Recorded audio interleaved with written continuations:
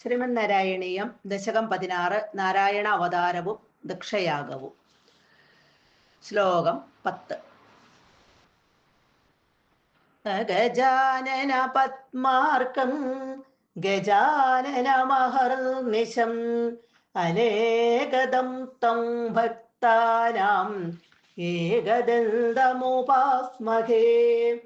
സരസ്വതി നമസ്തുഭ്യം വരദേ ജ്ഞാനരൂപിണി വിദ്യാരംഭം കരിഷ്യാമി സിദ്ധിർഭവതു may സദാ.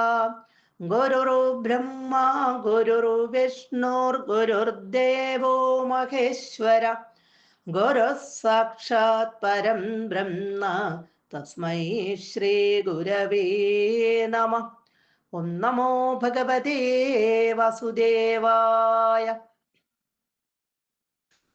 ക്രുദ്ധേശമർദ്ദിതമഖസ്സതു കൃത്തശീർഷോ ദേവപ്രസാദിതഹരാദധലബ്ധജീവ ത്വത്പൂരിതക്രതുവര പുനരാപശാന്തിം സ ത്വം പ്രശാന്തികര പാഹി മരുത്പുരേശ.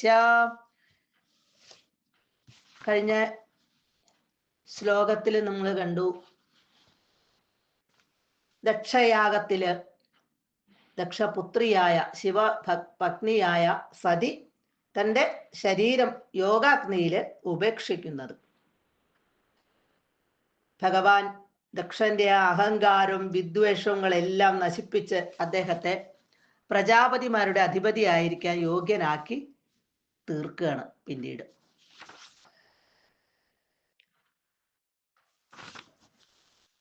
സത്തു, ആ ദക്ഷനാകട്ടെ ക്രുദ്ധേശ, കോപിച്ച ഈശനാൽ ശിവനാൽ മർദ്ദിത, തകർക്കപ്പെട്ട മഖം എന്ന് പറഞ്ഞ യാഗം, യാഗത്തോട് കൂടിയവനായി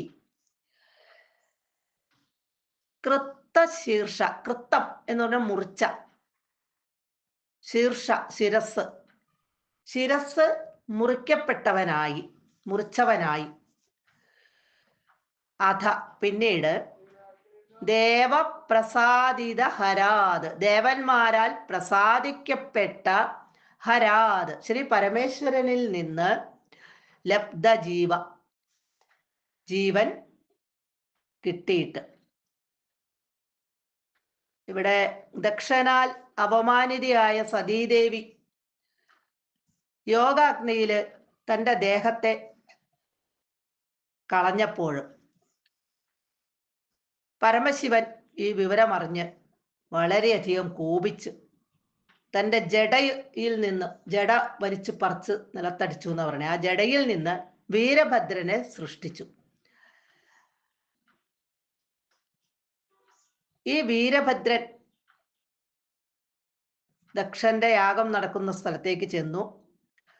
ആ യാഗശാലയെല്ലാം തകർത്തെറിഞ്ഞു ദക്ഷന്റെ കഴുത്തറക്കുകയും ചെയ്തു.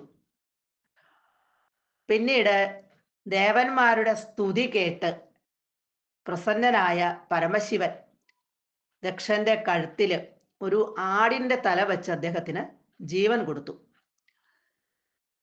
ഭഗവാന്റെ അനുഗ്രഹം കൊണ്ട് പിന്നീട് ആ യാഗം മുഴുവിപ്പിച്ച് പൂർത്തിയാക്കാനായിട്ട് യജ്ഞന് സാധിക്കുകയും ചെയ്തു, ദക്ഷന് സാധിക്കുകയും ചെയ്തു.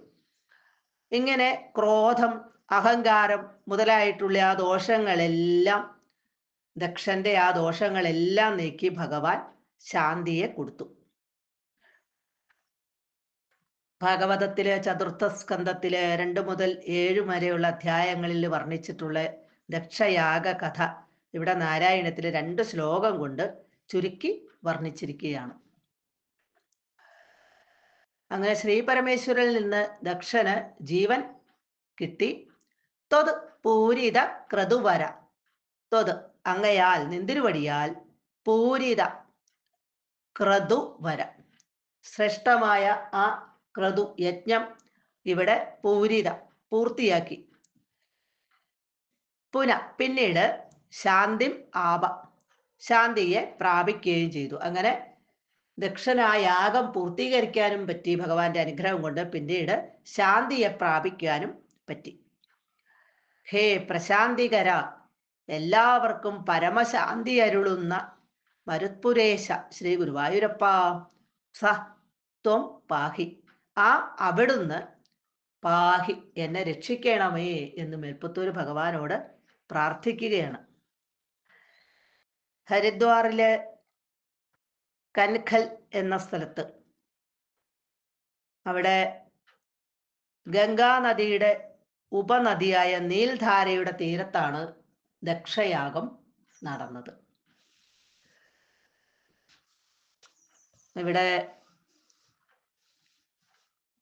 ദക്ഷന്റെ തലയറുത്ത് ഹോമകുണ്ടത്തിലേക്ക് ഇട്ടു കളഞ്ഞു. അതുകൊണ്ടാണ് ഇവിടെ വീണ്ടും ആ തല ചേർത്ത് വയ്ക്കാൻ പറ്റാതെ പോയത് ഭഗവാന്.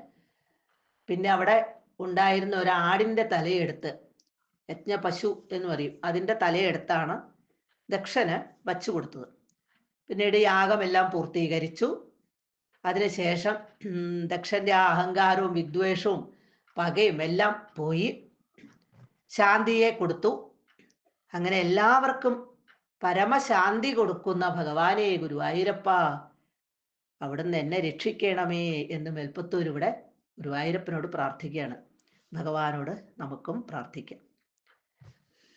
ശ്രീ ഗുരുവായൂരപ്പ ശരണം.